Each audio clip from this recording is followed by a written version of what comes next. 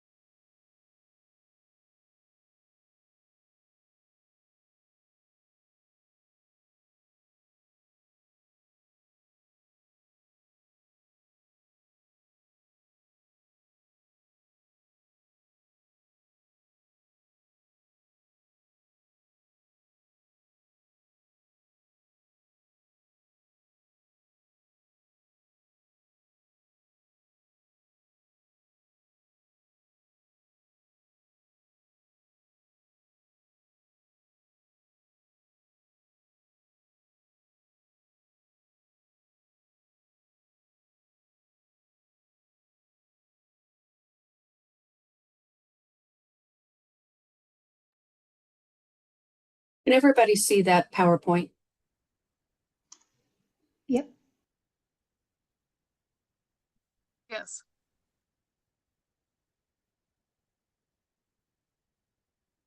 Great.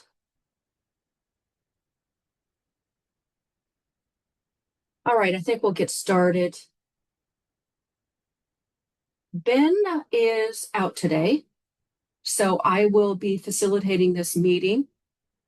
For those of you who don't know my voice, I am Becky Bonacci, and I am the Assistant State Training Coordinator here. Our first section today, we're going to talk about biosafety. We asked Dr. Jenna McKenzie, the UNMC biosafety officer, to give a little talk today. Jenna, I think I see you here. Yep, I'm here. Hi. Oh, wait a minute, I guess I'm not on. Okay, can you hear me? Yep. Can you Okay, hear good. me okay? Yep. And it Okay. is in the PowerPoint mode, right? Yep. Okay. Anytime you want to get started. All right. Well, thank you, Becky, for asking me to join your meeting today. My background is in biosafety and industrial hygiene and in the Department of Environmental Health and Safety here at UNMC. And I just would like to share some background information on biosafety and some tips for you to keep in mind when working with biohazardous materials. Next slide.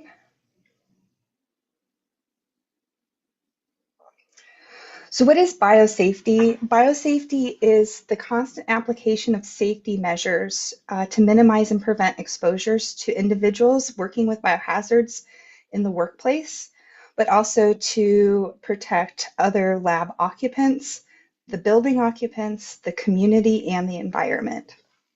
Next slide. So why do we care about biosafety? Again, we want to protect ourselves when we're performing work in our workplaces. We have a lot of hazards in the workplace, one of which in clinical laboratories would be biohazards, but there's other hazards to be aware of, such as chemicals, physical hazards, as well as ergonomic hazards. But this is particular mitigation of biohazards in the workplace. We also want to protect visitors, as well as other building occupants from exposures. We also want to prevent environmental contamination. We want to have our lab be good community partners. So protection of the environment and our neighbors is also critical. And we also need biosafety for compliance with federal, state, local, and institutional regulations and guidelines. Next slide. So the whole purpose of biosafety is to prevent or mitigate laboratory-acquired infections. These are infections that are acquired when working in a laboratory setting or with biohazardous materials. And this includes things that are symptomatic or asymptomatic in nature. One thing I want to point out with laboratory-acquired infections, they are likely underreported, especially asymptomatic laboratory-acquired infections, if you don't know that you're ill or infected with a certain pathogen, you wouldn't be likely to be reported. Another key point to keep in mind is the percentage of staff that have had a laboratory-acquired infection. Maybe only 20% of them could drill down to a specific cause, meaning that 80% of laboratory-acquired infections, the actual root cause could not be determined.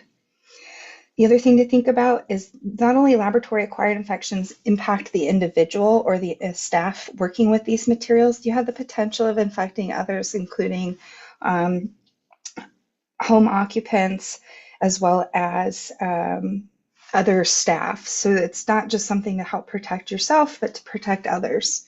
Next slide.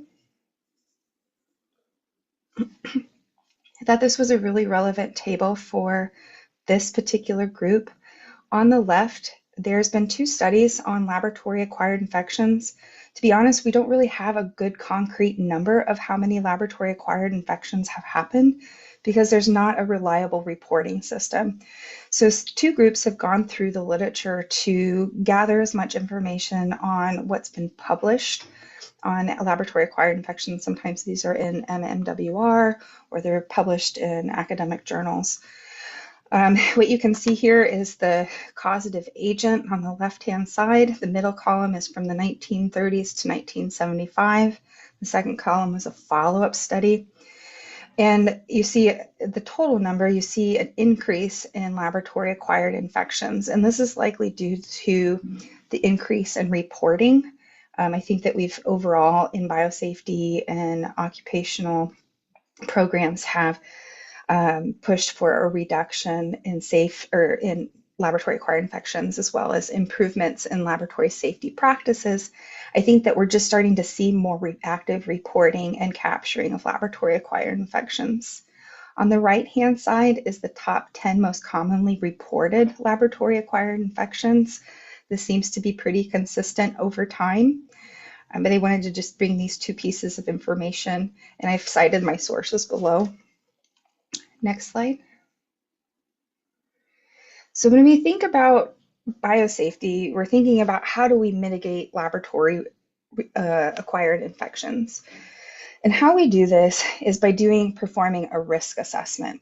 So a risk assessment is, I like to use this very basic equation where it's the likelihood and the consequence equals the risk. So you consider how likely this event is going to happen.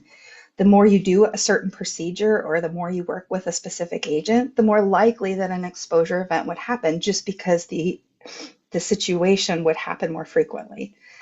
And then you factor in the consequence or the severity of it. If the exposure happened and the person did indeed become infected, what would be the consequence? Is that a disease-causing agent that would have minimal impact on the individual, or would it have a very dramatic impact and could be potentially life-threatening? So you factor these 2 pieces into this risk assessment. The one thing that's hard about risk assessments is everybody always tells you how to do them, but doesn't give you the information on how to do it. So they tell you to do it, but they don't really give you a lot of how. So I'd like to kind of present a few tools to consider when doing risk assessments and how to kind of form your approach to biosafety in your laboratories.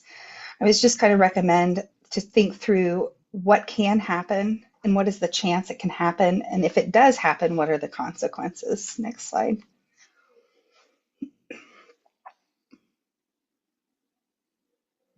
The scope of your risk assessment is to identify the hazards, evaluate those hazards that are present, and by looking at procedures, equipment, and the facilities to be used. Since this is mainly focused on biohazards, we can specifically hone in on the information that we have available. One of the tricky things with clinical laboratories is the unknown.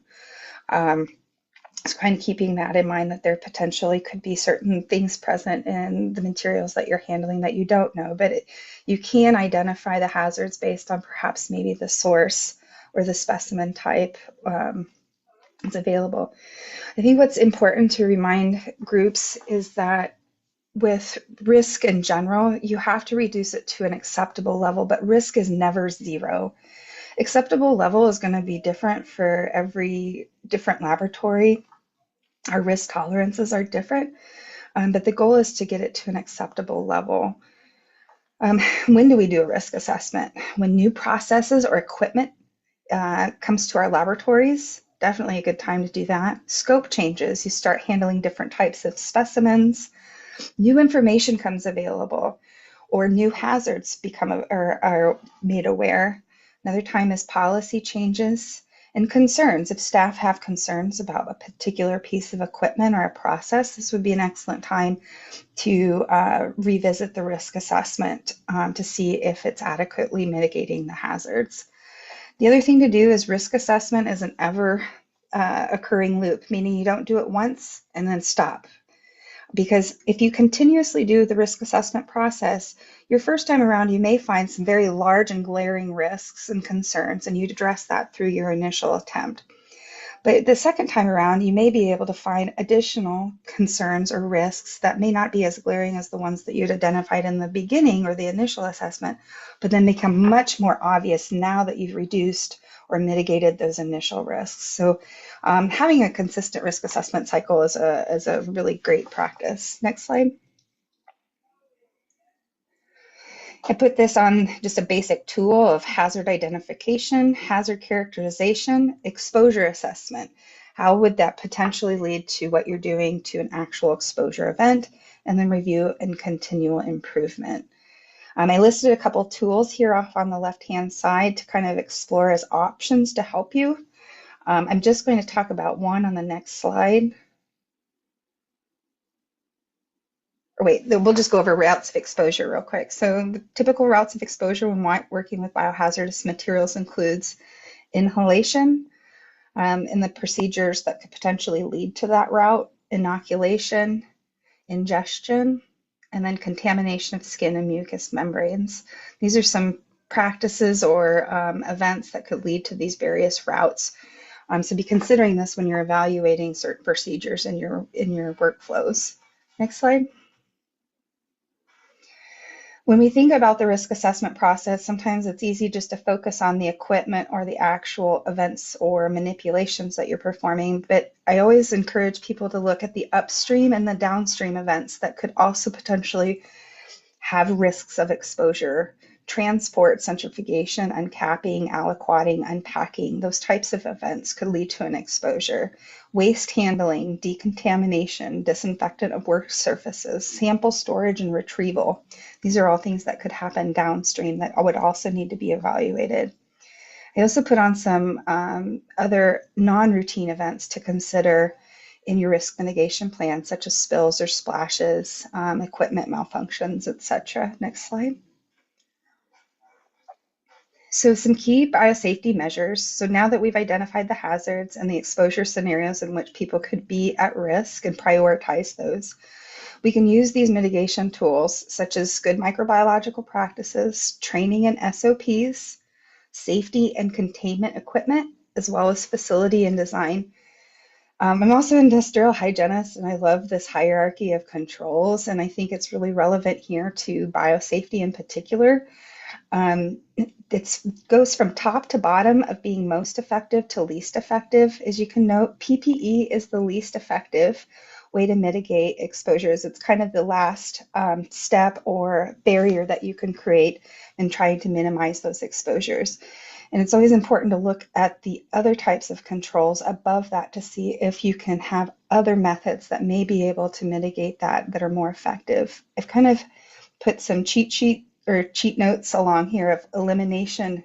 Don't use it. Well, we can't do that in a clinical laboratory. Substitution, can't really do that either. But in a research environment, I would encourage a researcher, if they're able to use an attenuated strain or an alternative organism that isn't as pathogenic for their work, and get the same scientific answer. Engineering controls are things like biosafety cabinets, splash shields, things like that prevent actual contact, create a physical barrier. Administrative controls have things like training, SOPs, things like that. And then last but not least, PPE.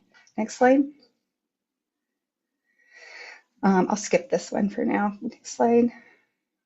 All right. When we talk about biosafety, we talk about biosafety levels, BSL-1, BSL-2, and there's also the term risk group. And I think this is an important point, is risk group is the classification of the actual microorganism, okay? This ranges from 1 is benign to 4 is the worst of the worst. So you have risk group 1, risk group 2, risk group 3, risk group 4.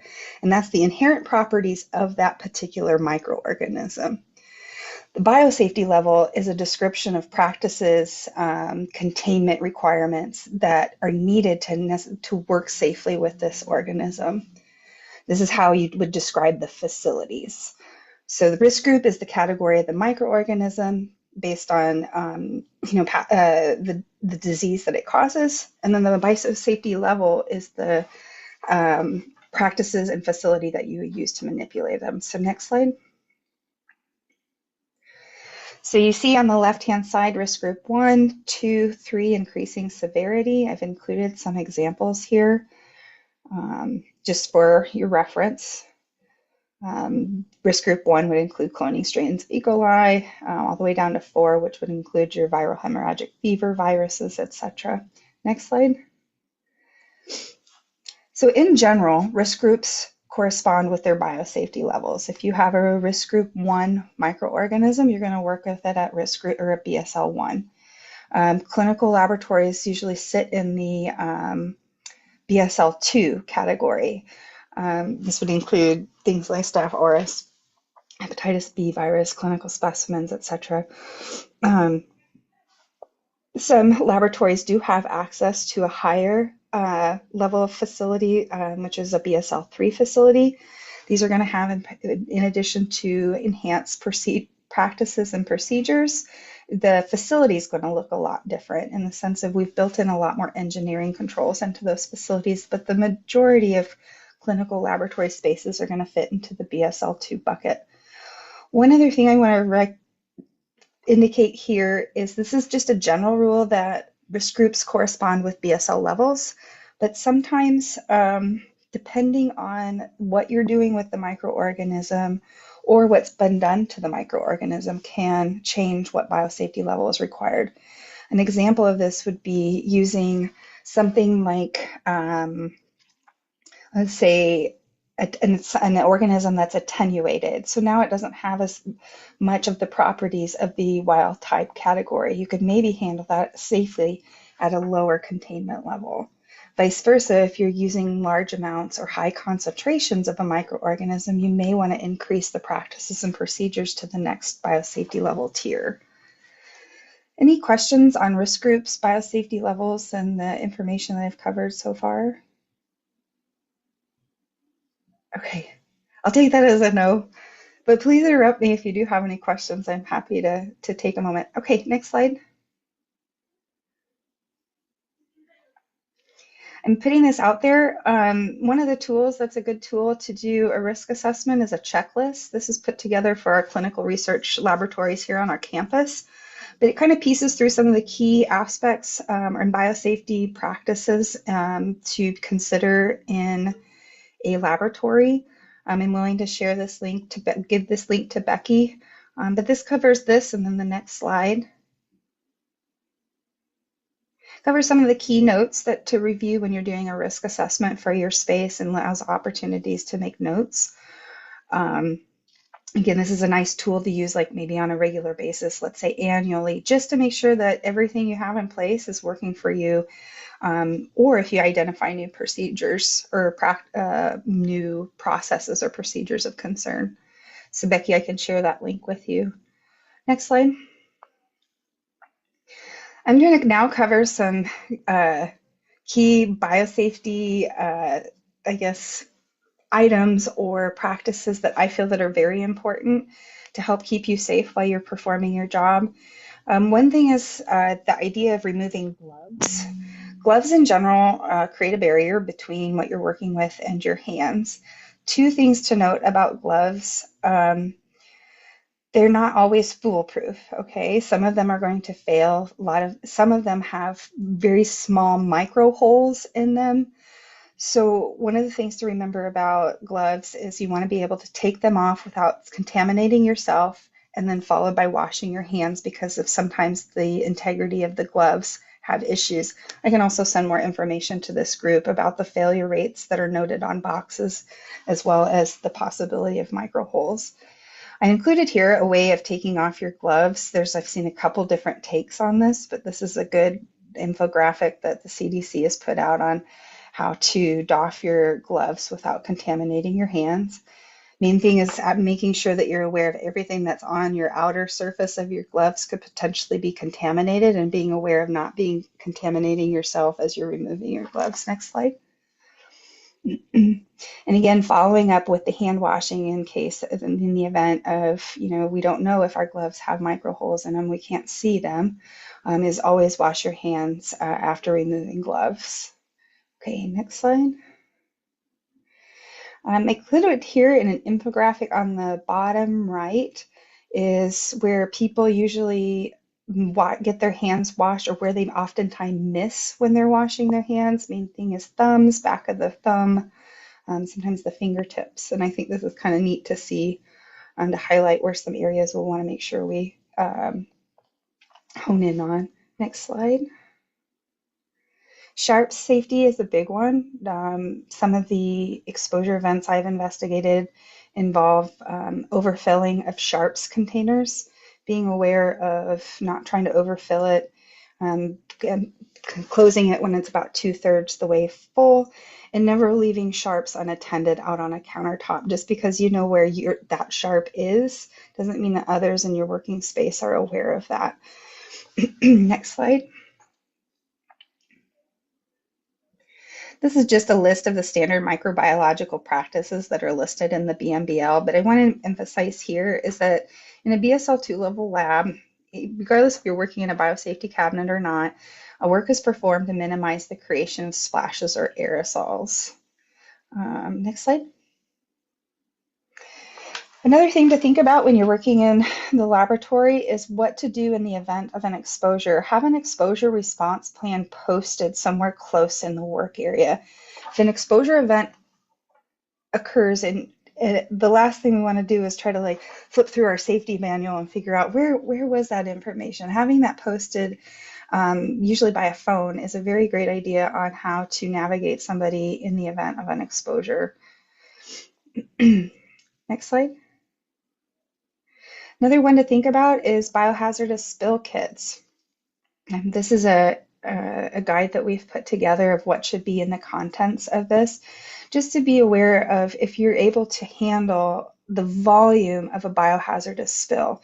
Think about the largest container on any of your pieces of equipment that could potentially contain biohazards, and plan for that in this biospill kit. You'll have a lot of these contents already in your lab space, but this helps you build that kit so it's ready and available. And then next slide. And here's a step-by-step. Again, in the event of an exposure, you don't want to really have to think through where is this information. Having your spill response procedures in with your spill kit really will help refresh the individual on what to do and help guide them through the spill cleanup. These are also available on our UNMC biosafety page. Next slide. Just some reminders when working in a biosafety cabinet, working from clean to dirty, or working in a directional flow in the biosafety cabinet. When we say robot arms, remember there's a very gentle protection of air curtain of the biosafety cabinet. If you make large sweeping movements while working in the cabinet, you're effectively disrupting that air curtain and potentially pulling out generated aerosols within the cabinet that you were using it for. So when we say robot arms, it's using gentle, purposeful movements and try to avoid large sweeping movements. We always recommend too, if you can doff your outer gloves in the BSC before removing them, that's a good practice as well. Next slide. Disinfectants is, I think, one of the last points I wanted to talk about here is after each activity or at the end of the workday is to decontaminate work surfaces using an appropriate disinfectant. Just some reminders here is don't skip your PPE when using disinfectants. They are chemicals, and some can be corrosive, and so being mindful of your PPE as well as protective eyewear. The other part is allow sufficient contact time. Contact time is how long the surface stays wet with the disinfectant. If say on the back of on the label of the disinfectant that you're using of what the contact time is, and be sure and use a disinfectant that's appropriate for the potential pathogens in that being used. And with that, I think that's my last slide. With that, I'll take any questions. Thank you, Dr. McKenzie. Anyone have any questions for her? Comments? Well, thank you again, Becky, for having me. I really appreciate the opportunity to speak with this group. And I had my contact information on the last slide. I don't know if you send slides out or not, but I Yeah, I also can. Yeah, anybody okay, who and wants the slide deck, or if you want to give them out, I mean, that's entirely up to you. I can send those out if you'd like. yeah, I'm happy to share that as well as I'll send you, Becky, the links that I talked about of the checklist and the biohazard spill kit contents as well. Sure. Yeah. I Great, think thank you. Jenna, this is Pete. Thanks for your presentation.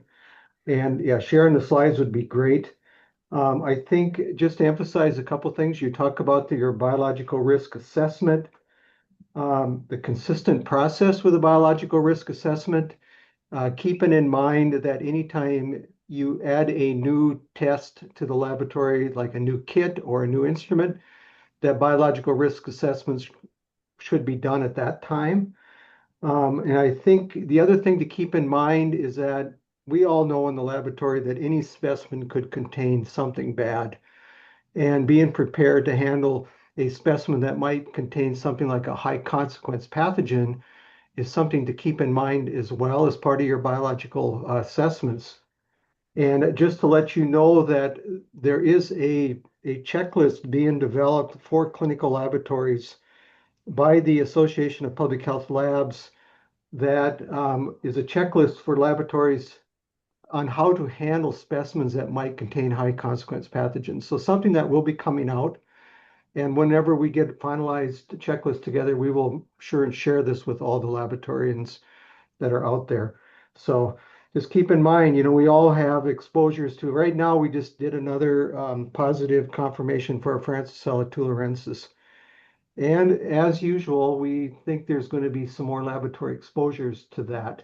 So I tell you, they do happen, and we just need to be prepared as best we can. And Francisella tularensis is one of those things that just keeps popping up, and we keep getting exposures to.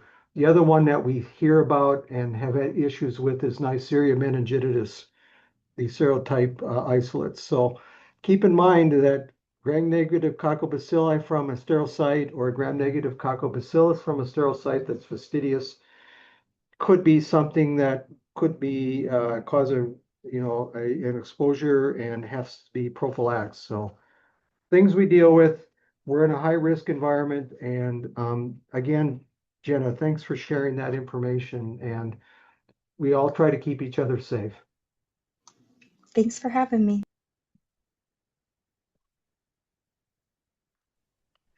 Okay, now we will go on to our DHHS section updates. First on the list is hospital-acquired infection / antimicrobial resistance.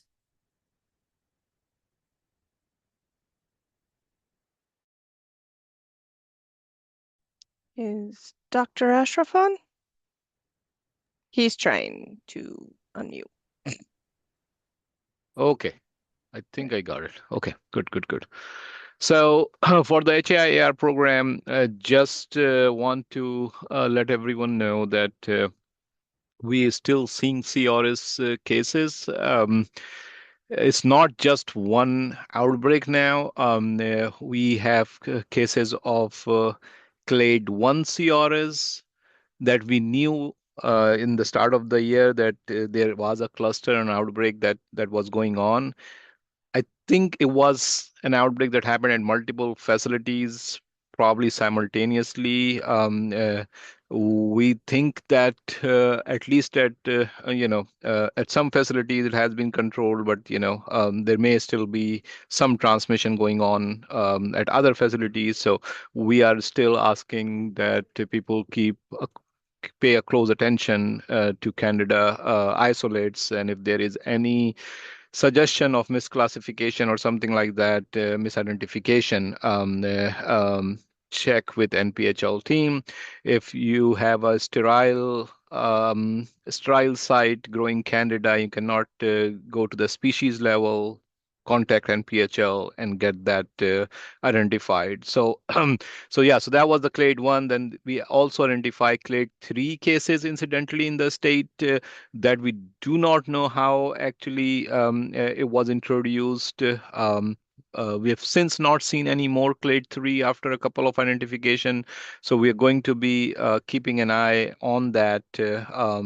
And then it might be just some introduction in the past, or it might be somebody who traveled or whatsoever. But we may have to kind of we are still investigating that. So let's leave it that way. Let's not speculate too much into that one.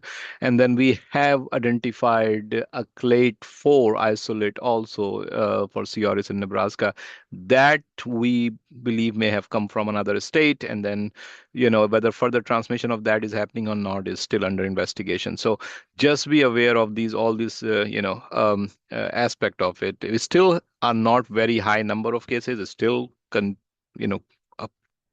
much less than many other states around us and in the nation. But we want to keep it that way, and that's why we are working on it. So that was with the CRS, and I think with the KPCs or CPCREs, we have definitely seen an increase in 2024 as compared to the previous years, and we might be at the same rate as last year for this year around. So just keeping an eye on that, and just making sure that when we see carbapenem resistant isolates, we send those isolates for carbapenemase testing if the labs cannot do the carbapenemase testing by themselves to NPHL in a timely manner, and not get that specimen discarded before I have the chance to get to NPHL. So those are my updates on the HAI. Thank you. Thank you, Dr. Ashraf. Next, we have SARS-CoV-19.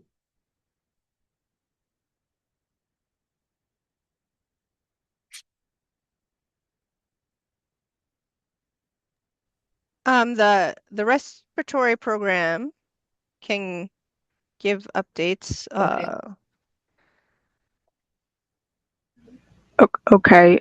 Derek can't make the call, but I'll give some updates on flu and RSV. So we are currently working on getting a summertime respiratory disease HON out, which will include a MERS update and a summertime flu recommendations, which is basically we would like all flu A subtyped either locally if subtyping capabilities exist, or by sending it to NPHL. The HON will include info on how to submit to NPHL. And then to submit any unsubtypable flu A's as well. That's all the updates I have. Thank you.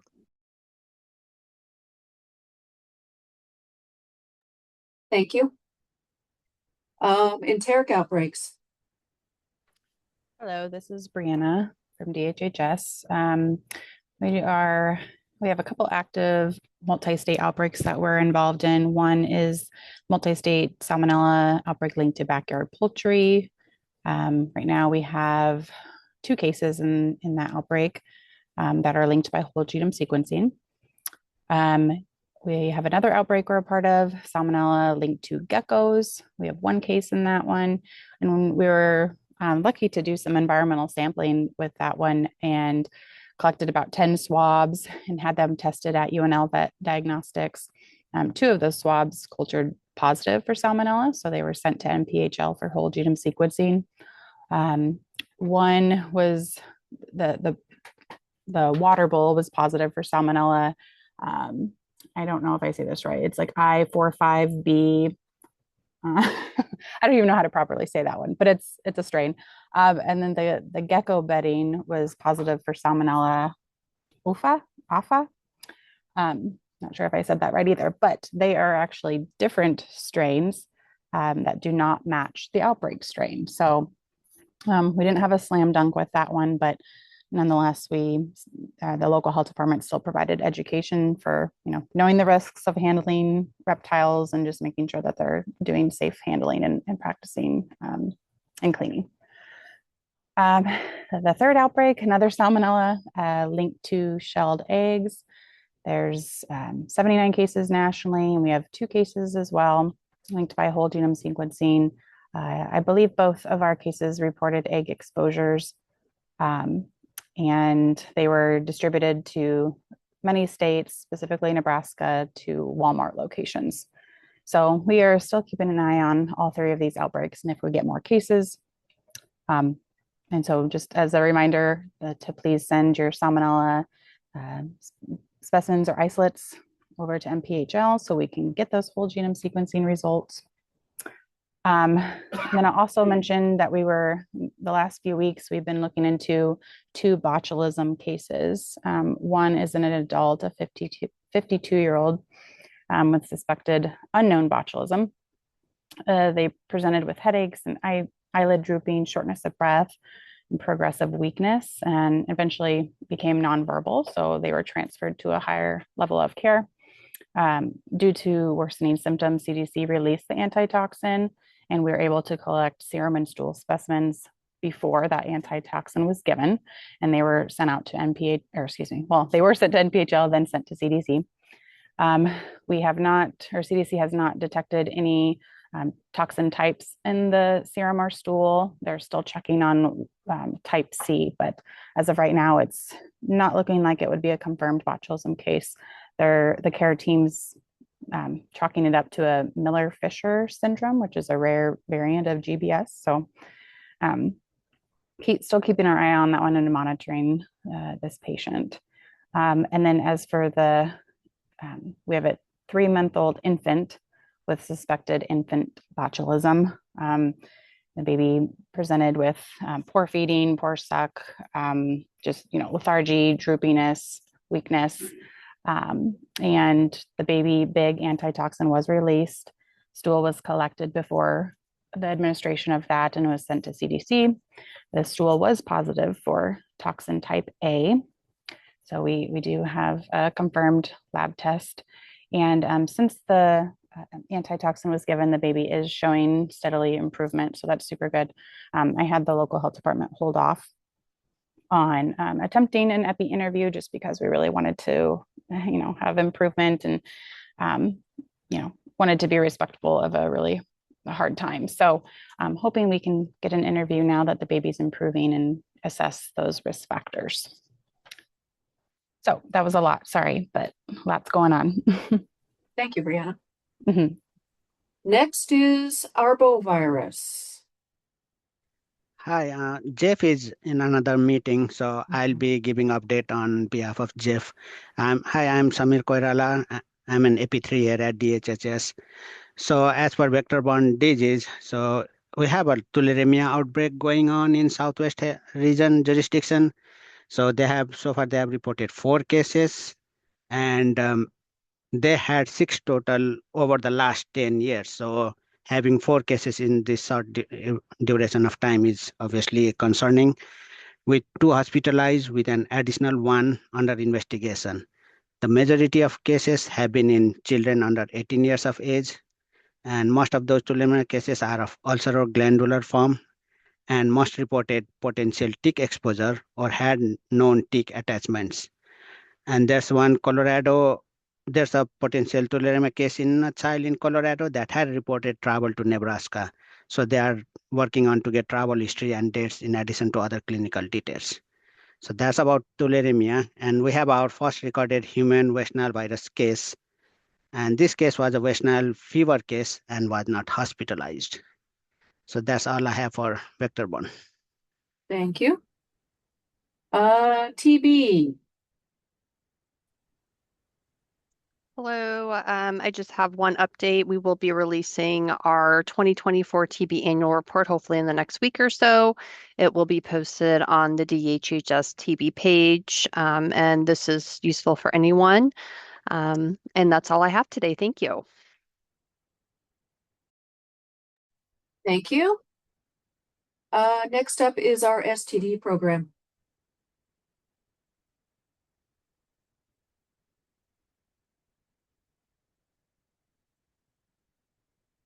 No one?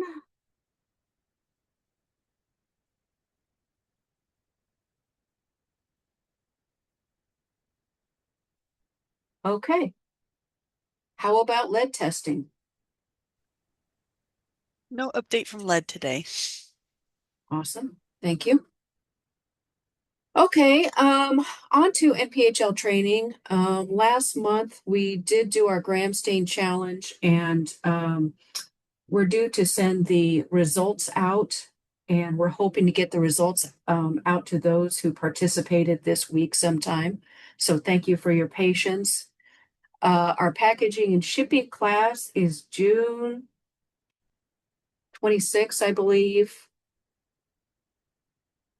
I can't believe I don't remember the date, but here we are.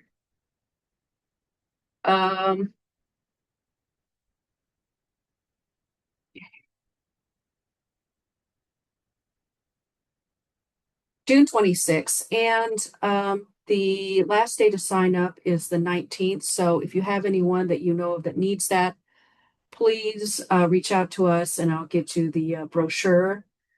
And then our rule out and refer workshop. I just had confirmation of our the classroom today. So it looks like the first one's going to be in Omaha on the 2nd. And the second one is going to be in North Platte on the 9th. So look out for an invitation for that. And then finally, a little bit of an update.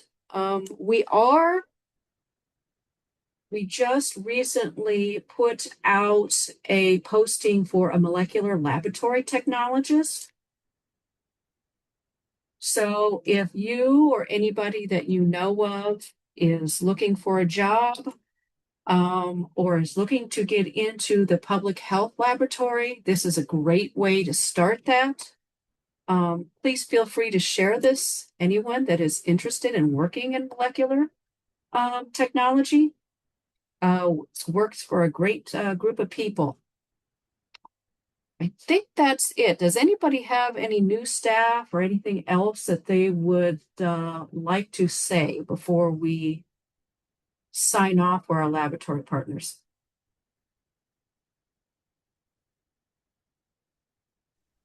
This is Allison. I'll just give a quick measles update. Oh, yes, please. Thank you. So currently all tests that have come back have been negative. So yay. And we have, let's see. Looks like we have two tests pending, 2 or 3 tests pending. And we got a couple that are going commercial. And then we have 3 people that are still on monitoring. So when somebody's, and those are asymptomatic individuals who are exposed to measles. They need to be monitored for symptoms for 21 days from their last exposure. And one of them will exit monitoring on the 18th. So they just have 2 more days. Well, 3, I guess, if you count today. And then 2 will exit on the 23rd. So, yeah, any questions? Hey, I mean, Allison, this is Pete. You said they were known exposures, so they were exposed to somebody with known measles outside the state? No, I will say 1 was in state, 2 were out. Okay. Yeah. All right. Yep. We're still waiting for that first active case of measles identified in Nebraska, correct? No, we have 1. We have the one. We have the 1 confirmed Okay, case. I remember that now. Sure. Okay. Yep. Yeah, they were in Sheridan, Sheridan County. Yeah, that one's probably was 20 days ago or so. That was quite a while. Yeah, yep. Okay. So essentially, we had a bunch of exposed people that exited monitoring like over the weekend. So, I mean, we're almost to one incubation period. I mean, we'll continue to monitor things, obviously for another incubation period, but Right. so far so good. No additional cases other than that one that we reported, a few weeks ago. Well, yeah, about what? Almost 3 weeks now. Yeah, yeah. So almost Okay. 21, yeah, 21-ish days ago. Yep. And we are encouraging providers to get urine and swab at a minimum for PCR. Serology in our HAN is optional. And CDC, Dr. Stein was on a call. Oh gosh, it must have been the week before last. And CDC was finding that some fully vaccinated people were testing negative on the swab and positive in urine.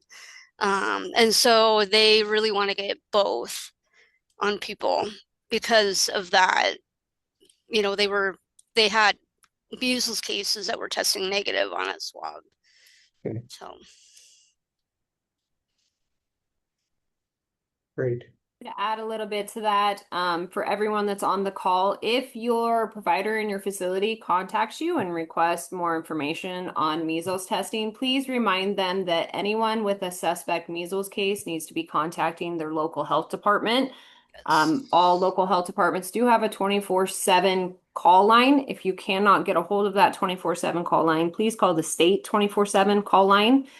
We have brought up testing in-house at NPHL, but we do need to have state or local health department approval before samples can be forwarded to us. So you must be in contact with your local health department. Even if the testing is not going to be going to NPHL because you may have an individual who is very low likelihood, please still let your local health department know, just in case in the rare instance that comes back as a positive. They want to have that contact information and be able to start that contact tracing immediately, given the highly contagious nature of this virus.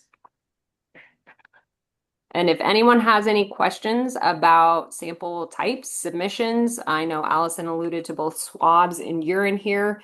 NPHL is validated for nasopharyngeal throat swabs. Those swabs need to be placed in viral or universal transport medium, and then urine, just a sterile urine cup for that. Those samples need to be stored refrigerated for up to 7 days and transported refrigerated. So please check your Category B shipping boxes. Measles is a Category B pathogen.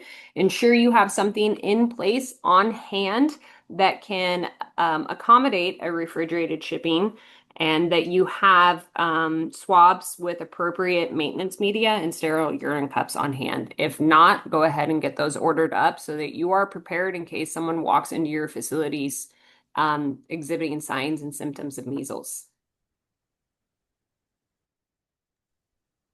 Thank you, Emily. And I believe Ben just wrote up a new guidance for measles as well, and I'm hoping to get that sent out into a NPHL alert to everyone.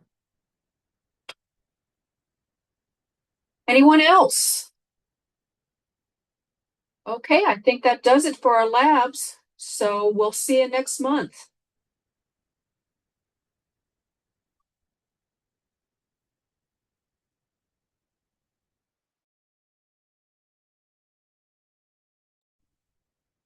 Thanks, Becky.